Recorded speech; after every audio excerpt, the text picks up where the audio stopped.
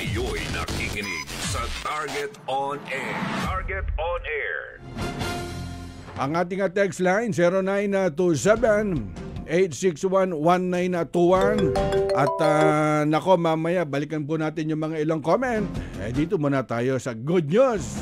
Good news muna tayo, ha? Para po din sa mga nagbabalak po ng trabaho sa ibang bansa, particular po dyan sa Europe.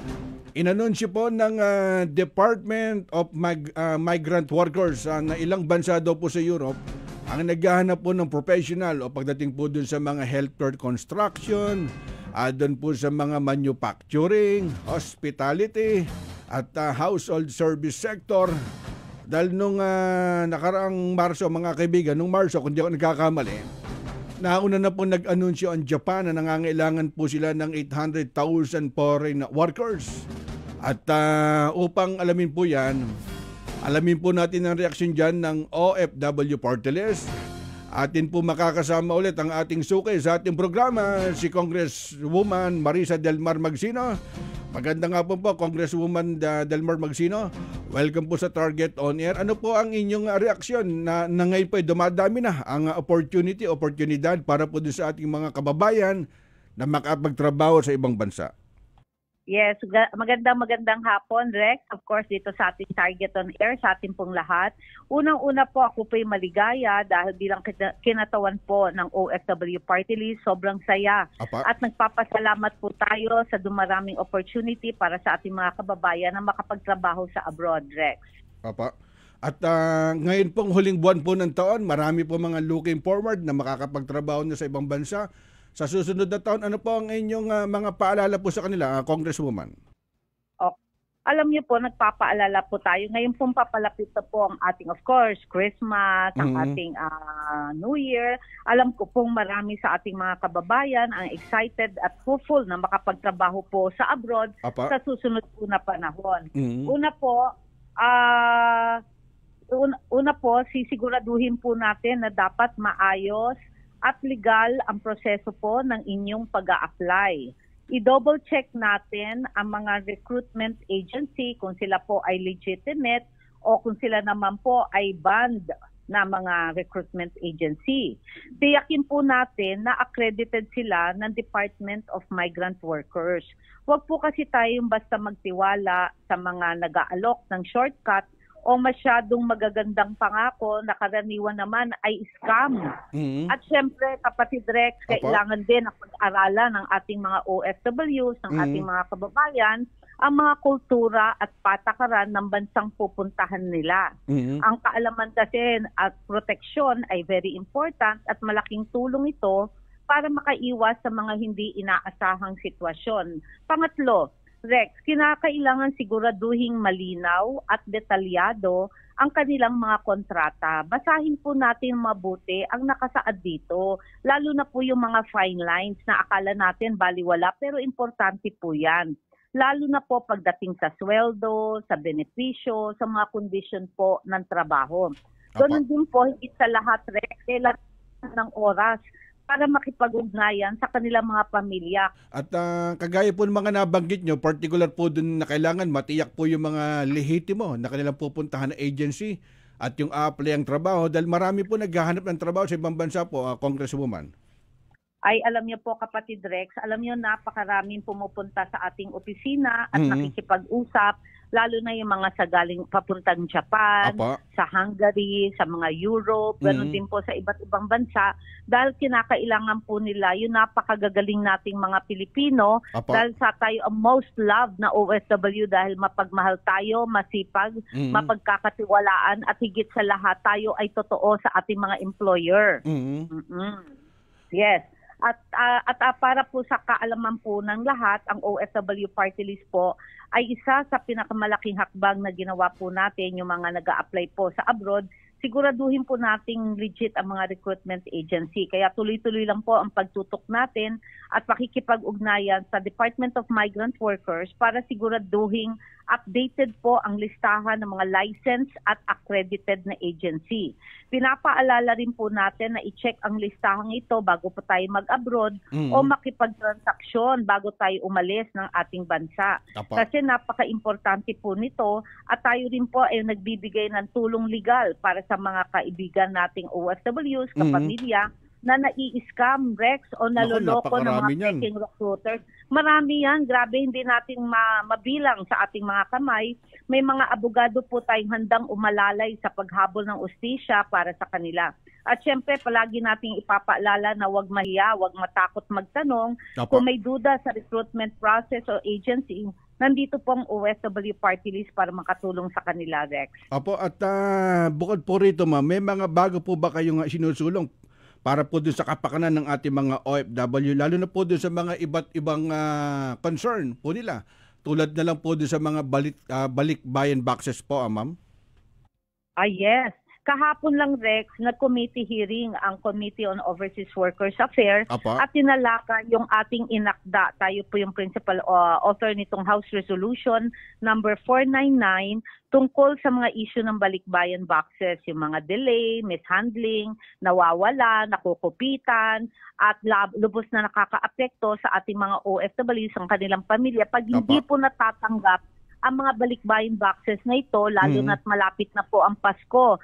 Dugo, pawis, luha at pagmamahal po ang puhunan ng ating mga OFWs bago po mapuno ng ilang taon itong balikbayan boxes na ito. Kaya 10 po yung ating mga OFWs na nasa committee hearing sa Kongreso kahapon, 3 po ang nakapagsalita at talaga naman po nakakaluha ang kanilang mga istorya na 2 taon na wala pa rin po ang kanilang balikbayan boxes. Though noong 2022 po, mga nasa 20,000 yata po ang natulungan ng OFW Party List na ma-distribute. Pero syempre taon-taon yan naman po talaga ang problema. Kaya bilang kinatawan po ng OFW Party List, nananawagan po ako sa agarang aksyon para masiguro na makarating ng buo, nasa tamang oras ang bawat balikbayan boxes. Ang dami ang claim boxes dahil maraming mapanling lang na freight forwarders na hindi malinaw na gusto palang ipa-auction yung mga unclaimed boxes para mabenta nila at magkaroon din sila ng mas matindi o mas malaking kita. Ayun, diba? At napakarami nga sa mga social media yan, mga hinaing, yung kanilang mga balikbayan na nagiging problema. Buti na lang na andyan po ang OFW Party List na nagkakaroon po sila ng boses. Maraming salamat, Rex, kasi alam mo, kaisa tayo, nararamdaman natin ang hirap sa kanilang mga puso at lalo na yung mga luha na dumadaloy sa kanilang mga mata pag nalalaman nila na yung pagkain, tsokolate na dapat kinakain ng mga pamilya nila ay parang kasalo na rin nila habang nandoon sila sa abroad. Habang binubuksan ng mga regalo para magkakatabi na rin sila, yung happiness na lang, yung feeling na lang ang kanilang okay na sila doon, kumpante na sila, parang yung feeling of happiness ng mga tatanggap ang kanilang mga regalo sa ating mga mahal sa buhay. At mensahe po sa lahat ng mga OFW na nakikinig po sa ating programa po, Congresswoman. Maraming salamat, kapatid Rex. Unang-una, binabati ko po ng maligayang Pasko at manigong bagong taon ang ating mga OFWs, kanilang pamilya at lahat pong tayong Pilipino sa loob at labas man po ng ating bansa. Ang inyo pong OFW Party List, Congresswoman Marisa Del Mar Magsino, ay patuloy po magtutulak ng mga mahihigpit na regulasyon, parusa sa mga abusado at mekanismo para sa compensation ng mga naaapektuhan po nating mga OFWs. Ang mga balikbayan boxes po ay hindi lang po regalo. Ito po ay simbolo ng pagmamahal, sakripisyo ng ating mga bagong bayani, kaya ang lahat po ay gagawin ng inyong lingkod ng OFW Party List upang makarating ang mga boxes na ito na regalo po ng pagmamahal at makita niyo po ang mga ngiti sa kanilang mga labi. Ako po ay nagsasabing kayo po hindi nag-iisa, nandito lamang po tayo sa lahat ng oras dahil para sa OFW Party List, OFWs kayo po ang bida. Maraming salamat po. At salamat po Congresswoman Marisa Del Mar Magsino at advance Merry Christmas po, ma'am. Maraming salamat, kapatid, at syempre hari nawang magkita-kita pa rin tayo very soon at sa ating mga schedule. God bless us all. Thank you so much. Para sa Target on Air, mabuhay. Thank you. Anong mga batas ang kailangan ng taong bayan? Anong mga proyekto ang nakapila para sa distritong kanilang nasasakupan? Ang mga kasagutan sa inyo sa House Represent dito sa Target on Air. Panatilihing masaya ang paglilibang, magtakda na oras at limitahan ang gastos sa paglalaro. Huwag magsugal kung nalulungkot. Huwag hayaang makasira ng buhay at pamilya. Para sa impormasyon ukol sa responsible gaming, tumawag lamang sa hotline number 02-8404-0171 o bisitahin ang www.casinofilipino.ph. Isang mensahe mula sa PAGCOR. Gambling is for 21 years old and above only. Keep it fun. Game responsibly. Hindi umuurong sa pagtulong, kawang-gawa sa lahat sinusulong. PCSO, PCSO.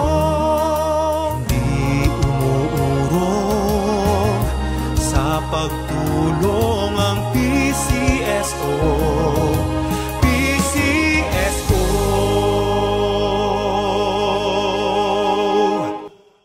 Oras hatid sa inyo ng Grand 88 Gaming Corporation.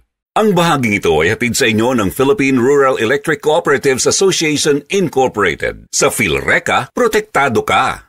Sumainyo ang isa na namang makabuluhang edisyon ng Target on Air. Kasama si Ka-Rex Kayanong. Abangan muli bukas alas 3 hanggang alas 4 ng hapon. Kung salot ka sa bayan, ikaw ang isusunod ni Ka-Rex Kayanong na Target on Air. Nangunguna sa balita, impormasyon, musika, komentaryo at serbisyo publiko. Ito ang DZME 1530. Una sa kanan, ang himpilang may paninindigan.